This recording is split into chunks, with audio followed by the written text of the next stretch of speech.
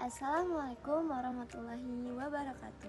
Perkenalkan, nama saya Atia Nisa dengan NIM 06141282429029. Jadi di sini Atia akan menjawab ujian akhir semester dari mata kuliah kesehatan.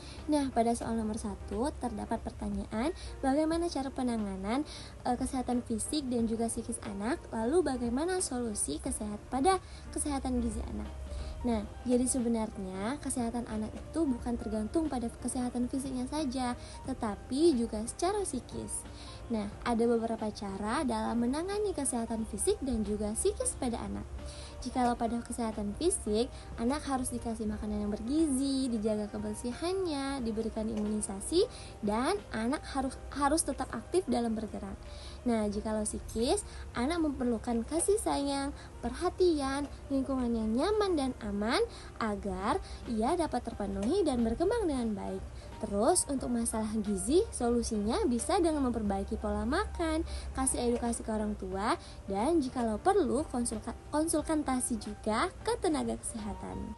Nah, pada nomor 2 itu terdapat kasus pada anak usia 3 tahun yang tampak sering lemas, kurang aktif, dan juga berat badannya stagnan selama 3 bulan. Nah, ini kemungkinan besar ia mengalami gizi yang kurang. Bahkan itu bisa ke arah stunting ringan. Yang penyebabnya biasanya karena kurang asupan energi dan juga protein. Jadi pertumbuhan mereka pun ikut terhambat. Itu juga karena kurang adanya interaksi dari lingkungan sekitar. Jadi anak tidak aktif dan juga kurang interaksi dalam kehidupan sehari-hari. Nah, pada soal nomor 3 itu menghitung total energi dari menu makanan anak usia dini. Total energi dari menu makanan yang diberikan itu sebesar 805 kakal.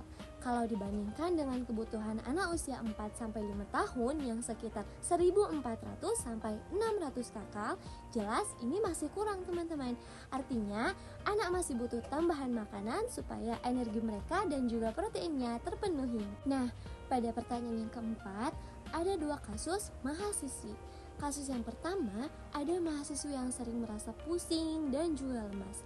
Nah, ini memungkinkan karena pola makan yang gak seimbang. Bisa juga karena kekurangan zat besi yang resikonya anemia. Dampaknya ya teman-teman, jadi gampang capek dan juga susah fokus. Pada kasus kedua, mahasiswa yang cuma makan 2 kali tanpa sayur dan buah, itu juga belum memenuhi kebutuhan gizi, teman-teman. Soalnya tubuh kita tetap butuh vitamin, mineral, dan juga serat. Nggak cuma karbohidrat sama gula aja. Nah, pada pertanyaan terakhir, ada menu bubur ayam dan juga pisang yang totalnya cuma 310 kakal. Ini belum cukup untuk aktivitas anak selama 5 jam dalam mereka belajar. Jadi, sebaiknya ditambah makanan lain yang lebih bergizi, misalnya lauk atau susu, biar energinya cukup. Lauknya apa? Seperti daging atau ayam dan juga ikan.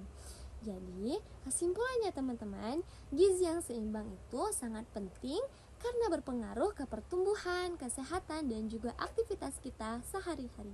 Mungkin sekian dari jawaban UAS saya.